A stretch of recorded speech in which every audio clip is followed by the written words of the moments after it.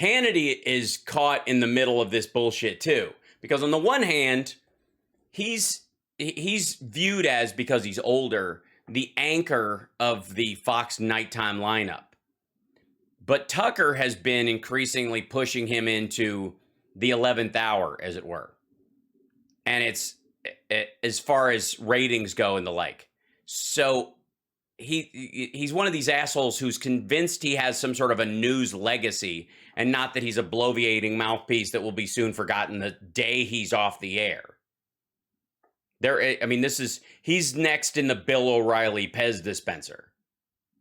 Yeah, 1,100 people in the chat. Welcome, you guys. Holy smokes. Thanks for being here. Like and subscribe. Give a thumbs up. It's Hal Sparks Mega Worldwide.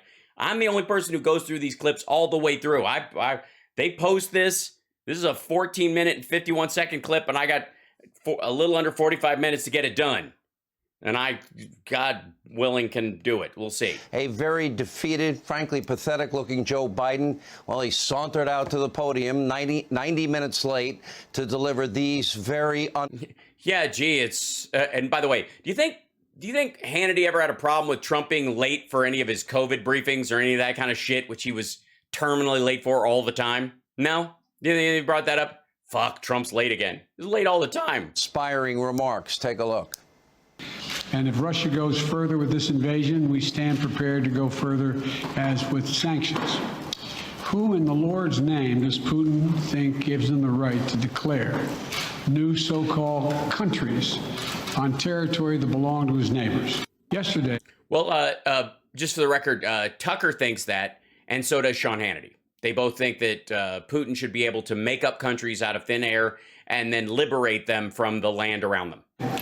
The world heard clearly the full extent of Vladimir Putin's twisted rewrite of history, going back more than a century, as he waxed eloquently, noting that, well, I'm not going to go into it, but nothing in Putin's lengthy remarks indicate any interest in pursuing real dialogue on European security in the year 2022.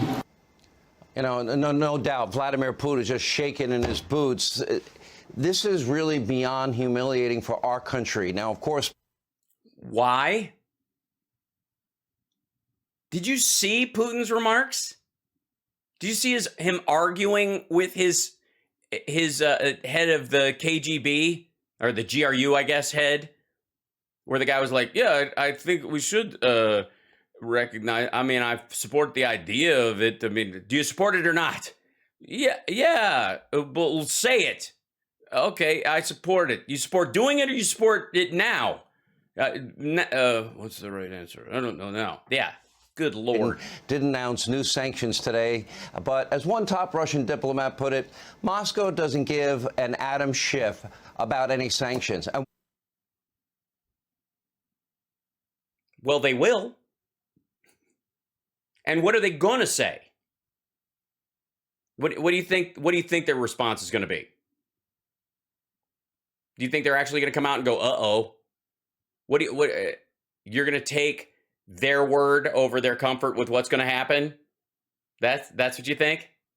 I mean, you're obviously cradling these testicles all the way to your audience. Would they? Russia's main source of revenue is in the form of the production of oil and gas.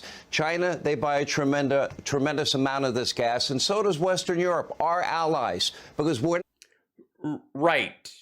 But we don't exchange gas and oil for our values.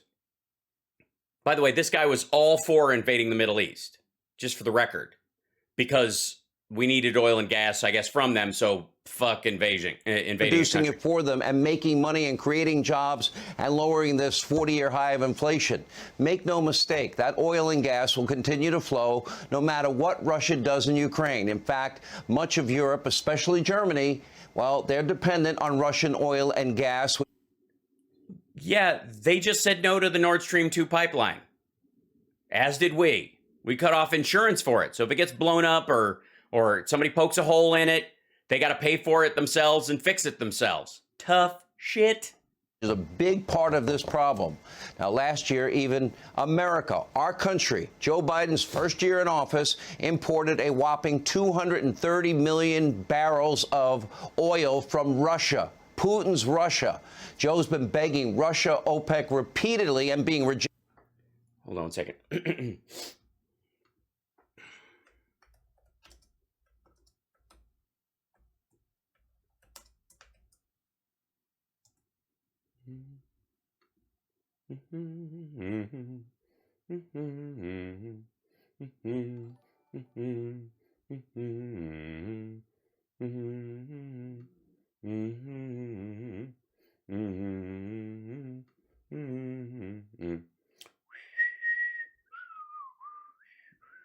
See if we can go back a little bit further. Let's try this. Let's see. Hold on. Oil imports, U.S. by year. There we go.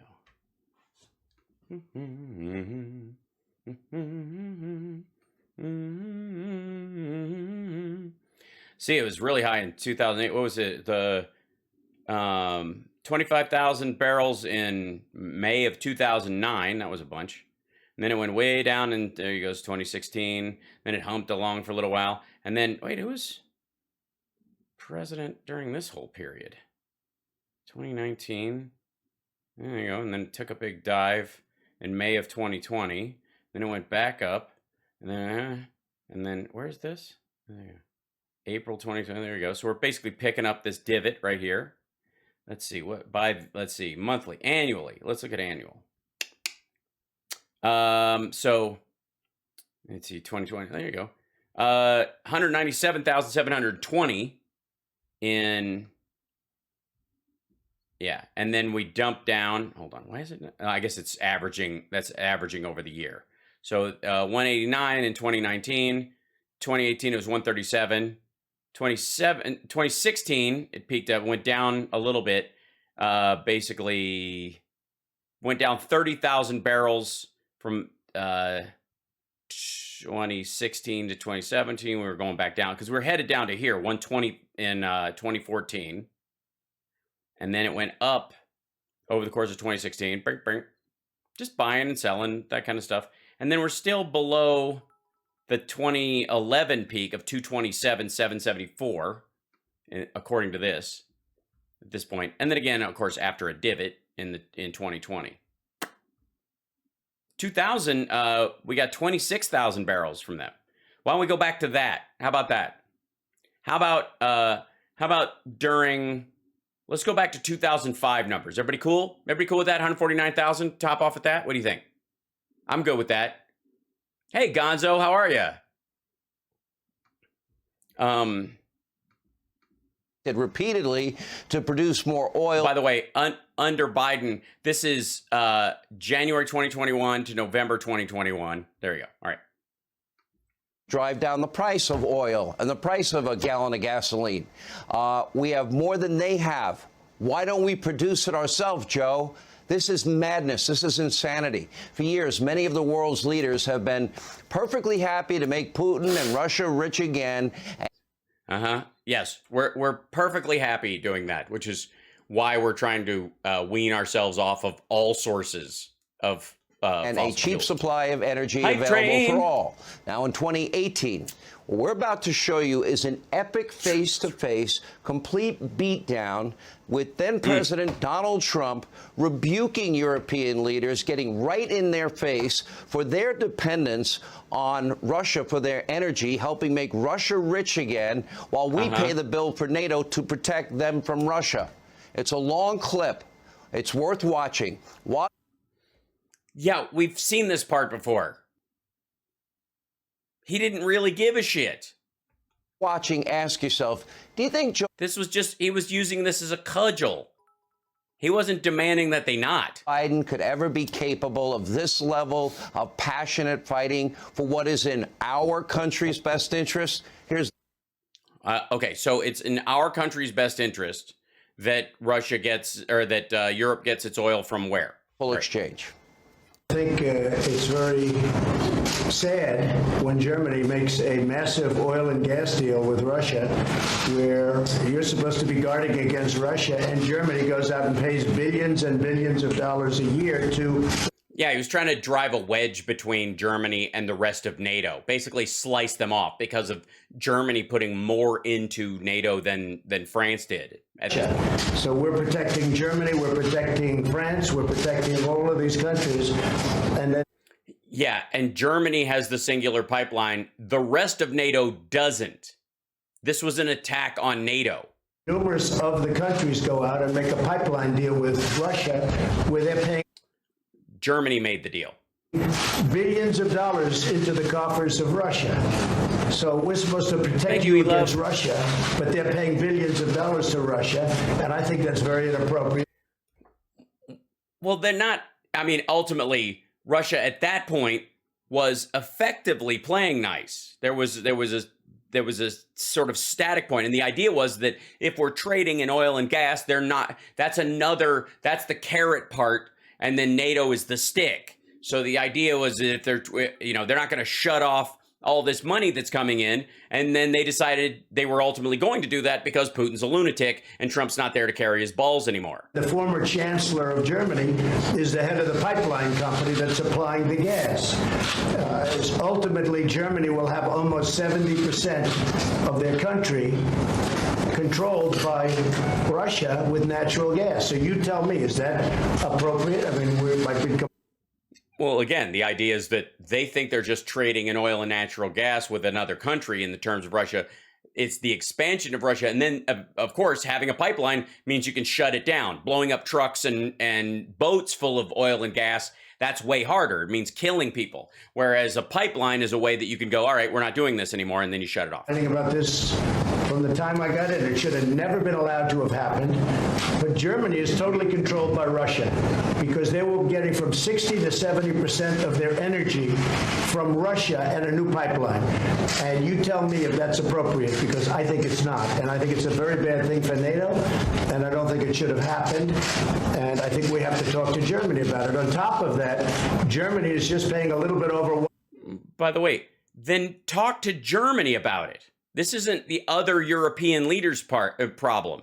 He's talking about the dissolution of NATO. Whereas the United States in actual numbers is paying 4.2% of a much larger GDP. So I think that's inappropriate also. You know, we're protecting Germany, we're protecting France, we're protecting everybody. Right, but it's not France's problem that Germany is making this deal, and ultimately it's not happening. We're paying a lot of money to protect. Now, this has been going on for decades. Also, this is not a protection racket. Being a bulwark against Russian expansion into Europe has value for us. They're a kleptocracy. They're a gangster kleptocracy. They're fucking dangerous. This has been brought up by other presidents, but other presidents never did anything about it because I don't think they understood it, or they just didn't want to get... No, they just figured they understood the trade-off. And they also understood the carrot and the stick concept, that Germany was acting as the carrot in this particular situation, but that they had to have a backup in case of them shutting the pipeline off, which is what they're doing, which is us, Qatar, and Saudi Arabia. But I have to bring it up because I think it's very unfair to our country. It's very unfair to our taxpayer. And I think that these countries have to... And it's not because Russia has given me distinct orders to dissolve NATO by causing a lot of infighting. Step it up, not over a 10-year period. They have to step it up immediately. Germany is a rich country. They talk about they're going to increase it a tiny bit by 2030. Well, they could increase it immediately tomorrow and have no problem. I don't think it's fair to the United States. So we're going to have to do something because we're not going to put up with it. We can't put up with it, and it's inappropriate. So... By the way, this was his wedge to destroy NATO. That's what this is about. Yeah, unfair to our taxpayer. Meanwhile, he's flooding money into the military when he knows we're not going into a conflict. And he never got us out of Afghanistan, where we were dumping $300 million a day. And nothing materially changed. Any day during the Trump administration, he could have gotten us out. He could have implemented his magic plan and gotten us out of Afghanistan and saved the taxpayer hundreds of millions of dollars and followed by billions of dollars, followed by $1 trillion. But he didn't. We have to talk about the billions and billions of dollars that's being paid to the country that we're supposed to be protecting you against. You know, everybody's talking about it all over the world. They'll say, well, wait a minute, we're supposed to be protecting you from Russia. They are. Were they really? All over the world, everywhere he goes. You go down to Indonesia, you're talking to countries in Africa, you're talking to China, and you're like, wait a minute. You're protecting them again. Yeah. But why are you paying billions of dollars to Russia for energy? Why are countries in NATO, namely Germany, having a large... This is what happens when your penis doesn't work and you think the entire world should be all stick. ...percentage of their energy needs paid, you know, to Russia and taken care of by Russia. Now, if you look at it, Germany is a captive of Russia because they got rid of their coal plants. Oh, so they're a victim of it. So why don't we supply them with cheaper natural gas then and offset it entirely, or help them expand their nuclear capabilities, for example, to get them off of that, as opposed to, I guess, blaming them for being at the effect of it? Get rid of their nuclear. They're getting so much of the oil and gas from Russia. I think it's something that NATO has to look at. I think it's very inappropriate. You and I agree that it's inappropriate. I don't know what you can do about it now, but it certainly doesn't seem to make sense that they pay billions of dollars to Russia, and now we have to defend them against Russia. You know, NATO is an alliance of 29 nations, and there are sometimes differences and different views. Yeah. NATO is an alliance of 29 nations. But because Germany has a pipeline to Russia, you know, this is NATO's problem. We got to dissolve NATO. We got to get rid of NATO. NATO's not even there for a reason anyways. Why are we even funding NATO if Germany is going to do this? If they're going to get their oil and gas from a country we're not currently at war with, but we have a bulwark against their adventurism. And then, of course, yeah. Also some disagreements on the gas pipeline from Russia to... Oh, by the way, I forgot in my earlier reset, you're watching Hal Sparks Mega Worldwide, and I appreciate you being here. And I want to thank the trolls for being with us today. We've got a few more, like occasionally there's a dip, and we don't have as many. And I feel bad for you guys because this isn't one of those areas where trolls freak us out or freak out the chat. We don't, you know, pearl clutch and get worried and stuff, but we appreciate that you're here because every word you type tells the algorithm that I'm an engaging creator of content. And so thank you for that. Even still on Facebook as well. So, I mean, I get that a bunch of you are just cutting and pasting. I understand, you know, because you can't, you know, have 5 computers open, just, you know, trying to defend Trump everywhere you go. It's got to be rough. So, I understand you got to take, cut and paste a little bit just to save your fingers. You know, you don't want to retype that bullshit over and over again. So, and I appreciate that it's not organic work that you're doing here. I understand that. But I appreciate you being here nonetheless because you expand us into the algorithm in a way that the regular viewers can't. So thanks very much. Germany is one issue where allies disagree, but the strength of NATO is that despite these differences, we have always been able to unite around our core task to protect and defend each other because we understand that we are stronger. Look at Trump looking at the ceiling. Than apart. I think that 2 world wars and the Cold War taught us that we are stronger together than apart. But how can you be together when a country is getting its energy from the person you want protection against? Or because they weren't currently at war. If Russia were to attack, obviously that turns right off. By the way, consider what Trump has said about China multiple times, constantly, and his own daughter. All of her goods are made in China. All the goods from Ivanka's companies comes from China, all of them. How can you defend your nation against the country that makes all the goods for your daughter's company? The group that you want protection. Because we understand that when we stand yes, I do, Derek. Also, when dealing with Russia, we are stronger. I think what we have seen is that... No, you're just making Russia richer. Well, you're not dealing with Russia, you're making Russia richer. Well, I think that even during the Cold War, our NATO allies were trading with Russia, then there have been disagreements about what kind of trade arrangements we should go I think with. trade is wonderful. I think energy is a whole different story. I think trade is wonderful. Energy is a whole different story. What the fuck else are you going to trade with Russia? Cell phones? The fuck does Russia make? It's a much different story than normal trade. And you have a country like Poland that won't accept the gas. You take a look at some of the countries that won't accept it because Yeah, but they're right up against it. they want to be captive to Russia. But Germany, as far as I'm concerned, is captive to Russia because it's getting so much of its energy.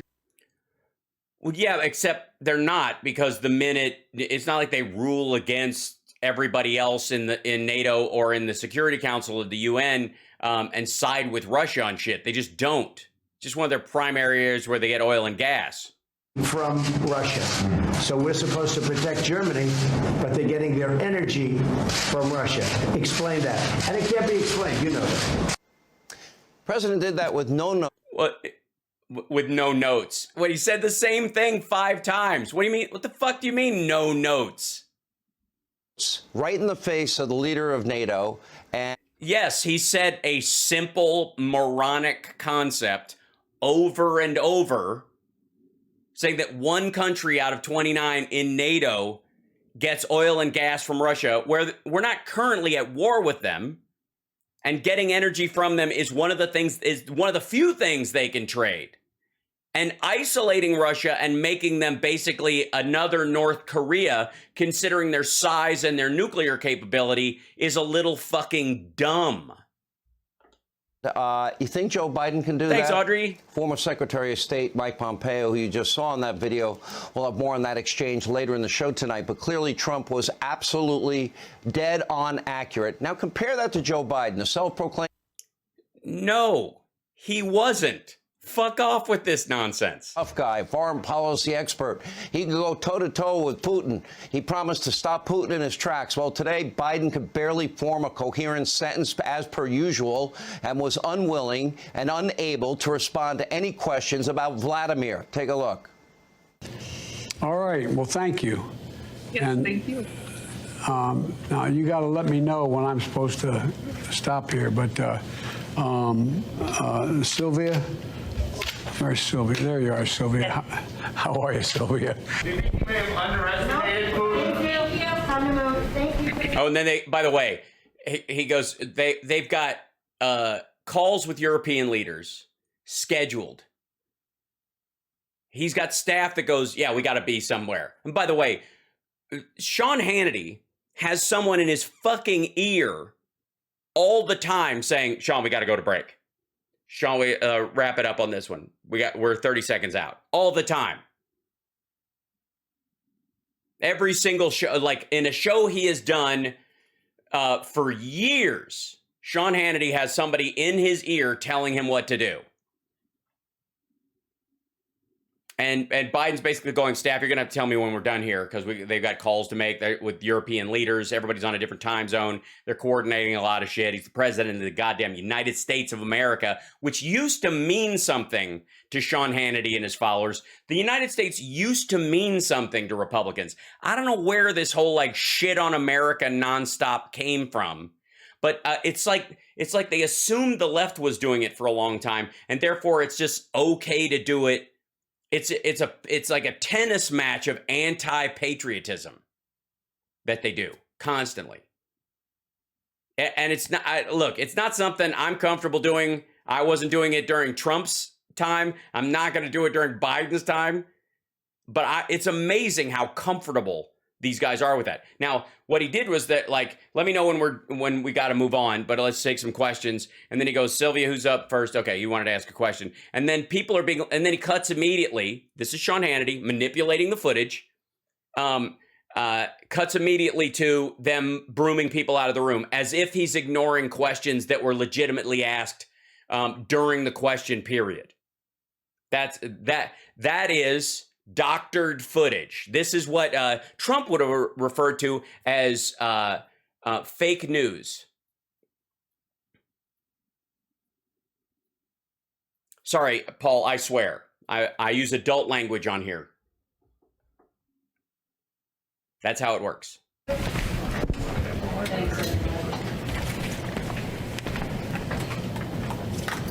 Thanks so much, Somewhere in Time. We have a... Well said. You can't go after Biden after you doctor a clip. Your editors, watch how this is cut. Watch, look, they even flash cut between it. So he goes to this as if we're going to see footage from this. Able to respond to any questions about Vladimir. By the way, while he's responding to questions, then to footage of him walking to the helicopter, then... All right. Well, thank you. Yes, thank you. Now, you got to let me know when I'm supposed to stop here, but Sylvia... Yeah, basically, he's giving them permission in the room to tell them when time's up. That's like CEOs do this, managers do this all the time. Jack, you're going to tell us when time's up for this meeting because we got to be someplace. And then you leave it up to them so you don't have to be the bad guy. You can go, yeah, we got to go. And then watch this. He goes, all right, who's on here? And then I'll ask. Where's Sylvia? There you are, Sylvia. How are you, Sylvia? And then flash cut to somebody asking a question as everybody's leaving when they're all done.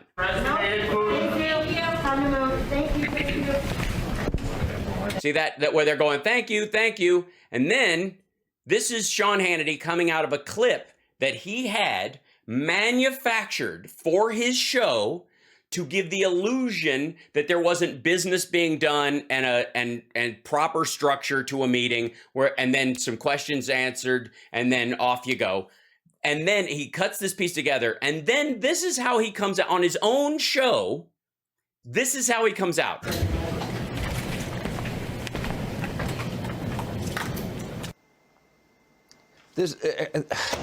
We have a mumbling, bumbling buffoon as president. And tomorrow...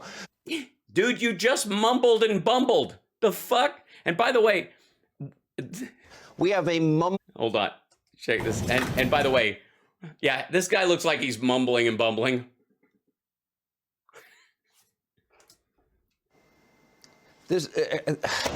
We have a mumbling, bumbling buffoon as president. And tomorrow, Joe has 0 events scheduled. None whatsoever. That doesn't... He's got no events scheduled. Gee, you don't think he's like on the phone with world leaders discussing things with his security team? That's why. Fucko, Russia's invading Ukraine. What kind of ribbon cutting bullshit you want him to do? You want him to sit in a fucking truck like Trump and go honk honk? Exactly inspire confidence in the American people. But yes, it does. Why the fuck do we need him to come out every day and handhold us through shit? What are you talking about? Saki's going to give information. She's going to come out and take questions. They're going to have a position on stuff, but they're actually dealing with reality. Secretary Jen Psaki, she knows who to blame for Russia's aggression. Oh, let's blame Donald Trump. Really, Jen? Take a look. Does the White House have any reaction to former President Trump calling Putin's move yesterday genius and smart?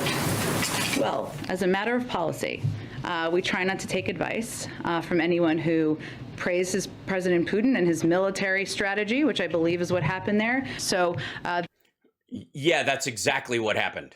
A bit of a different tactic, a bit of a different approach, and that's probably why President Biden and not his predecessor was able to rally the world and the global community in taking steps against Russia's aggression. Hey, Jen, as a matter of tactic, this didn't happen under Donald Trump. Well, no, he went to the G7 and said he would consider recognizing Crimea, and he thought Russia should be brought back in. It should be the G8 again, and couldn't make it happen, by the way. And since he couldn't make it happen, this shit happened. It didn't happen because he didn't think he'd have to fight for it. He thought he was going to be given it by Putin. His aggression. Hey, Jen, as a matter of tactic, this didn't happen under Donald Trump. Your boss, Joe, created this problem with his economic... He created this problem. Yes, his economic decisions when he came into office to pass the American Rescue Plan and pass the infrastructure bill, that's what made Putin surround Ukraine with troops in Belarus, Crimea, the Black Sea, and then push them into Donbass and Crimea. I mean, that's what caused it. If Trump had been in office, Putin never would have surrounded the place. Energy dependency policies. Joe is humiliating our entire country on the world stage. He's getting rolled by Putin. It is embarrassing, and he can barely string together a sentence, and I doubt he even knows what day of the week it is. Joe Rogan. What day of the week is it, Sean? Somebody, please, somebody off camera. Hey, Sean, what day is today? What day is it? I would have paid $100,000 I don't have it, but it'd be nice. Pay $100,000 for somebody to just yell, Sean, what's today? What day is it? What do you mean? What's the date and what's the day of the week? What day of the week is it? It said Biden is basically a cognitive shell of his former self. Look at this. Biden has been in politics his whole life. Like, he understands how the Senate works and so forth. So does that not count as experience? It kind of does. It kind of does, but not as being, well, he... By the way, this is the source. Sean Hannity is now referencing Joe Rogan's attitude towards Biden. Was vice president for 8 years, right? Yeah. But he's not a good example because he's basically a shell. Yeah. You know, cognitively. You don't see that this guy can't talk right anymore. Yeah. Go watch videos of him from 20 years ago. He was and by the way, the phrase is not talk right, it's speak well. He was a dummy. He said a lot of silly he lied about a bunch of things, but at least he was articulate. Joe Rogan. Yeah, that's why he likes Sean Hannity. Sure, he lies all the time and he says a lot of silly shit, but at least he's articulate. And by the way, we're supposed to give a fuck, like, why? You showed videos from 2008, 2012, 2016. Yeah, everybody notices the obvious cognitive decline. Our friends... Or, now that he's president, he's holding his tongue more frequently. And that looks to you, because you want America to decay on the vine, like he's a cognitive mess. Instead of him going, you know what, I'm gonna hold my tongue right here. Let's try to keep everything organized. It's not it's not natural to me quite yet. I've been senator and vice president for a long time. I've been ready, fire, aim linguistically for a long time. But when you're president, it actually has meaning. And the last guy fucked things up so bad that I might want to temper what I'm saying every so often. It could be that, or you could shit on the United States. And unfortunately, our enemies also know it, and that includes Vladimir Putin. So now here's an important question. Where do Putin... Yes. By the way, Putin walks out, and he saunters out. Biden stumbles out. Territorial ambitions end, because in 2000... Look how, Sean, please, don't talk over... We're getting a lesson in macho walking right now. Now here's an important question. Look at this. Where do Putin's territorial ambitions end? Look at that swagger. That's no. You can't even. I feel like I don't even know how to control myself. The machismo is overwhelming. The kind of the one arm swing to prove that it works. Because in 2008, Putin invaded Georgia and set his walking right out, standing in the middle of a birthday cake. Puppet government. He also set up so-called client states in Moldova and Belarus. In Moldova? Where is Moldova? You don't mean Moldova, do you? Client states in Moldova.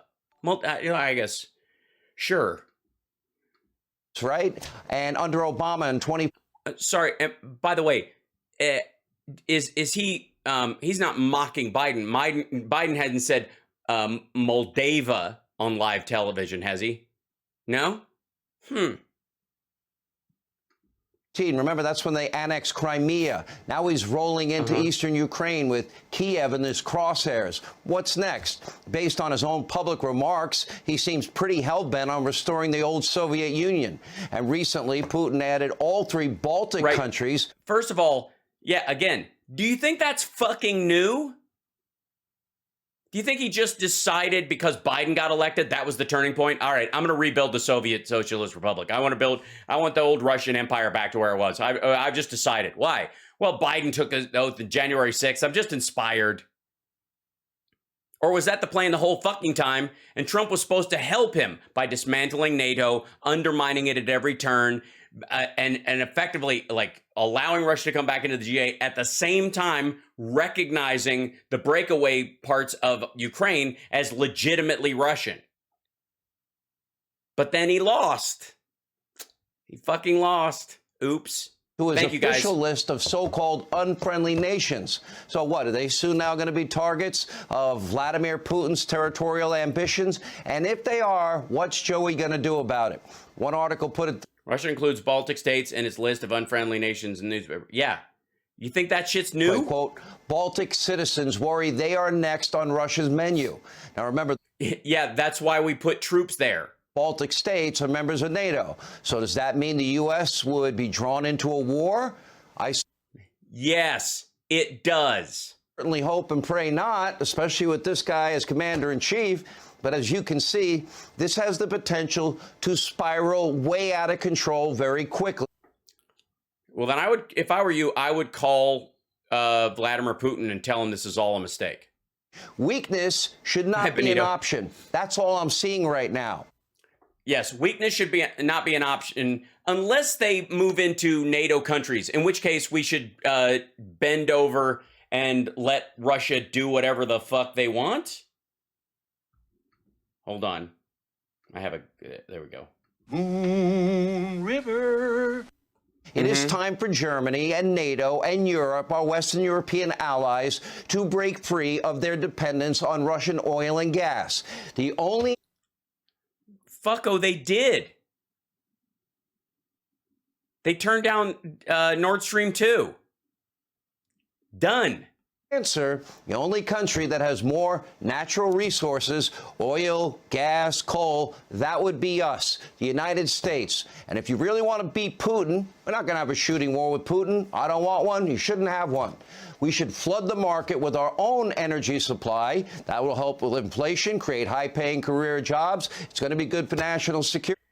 Yeah, dummy, we get that with oil, but natural gas is different. It's not you have to freeze it to turn it into a liquid, and you're not going to bring it all the way across the fucking Atlantic Ocean.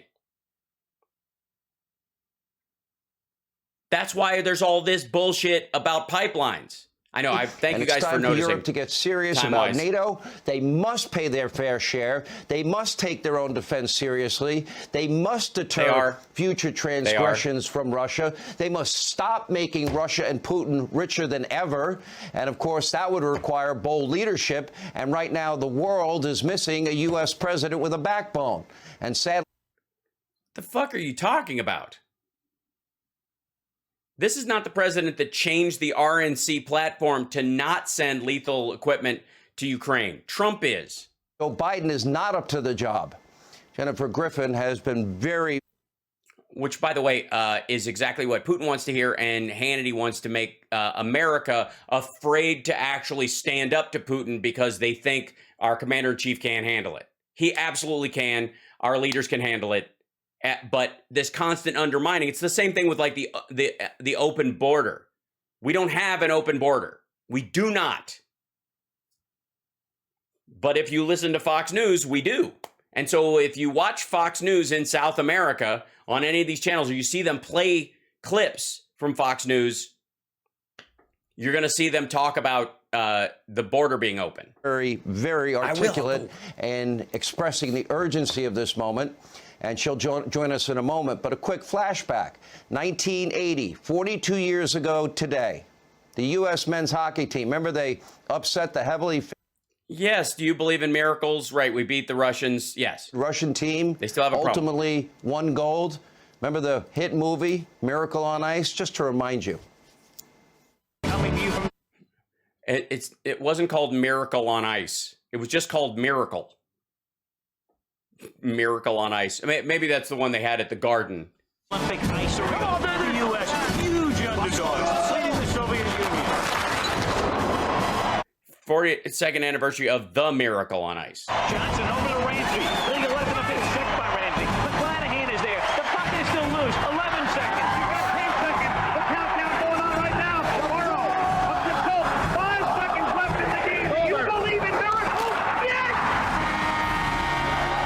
Yeah, I just watched that with Ethan yesterday, and it's great.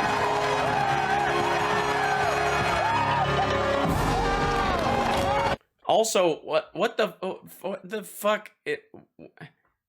And then he's like, look, the wall came down. 42 years ago tonight, Al Michaels, in what was one of the most epic sports calls of all time, And now, years later, here's Sean Hannity shitting on America. It's the exact opposite. Believe in miracles. We need one now. A few short.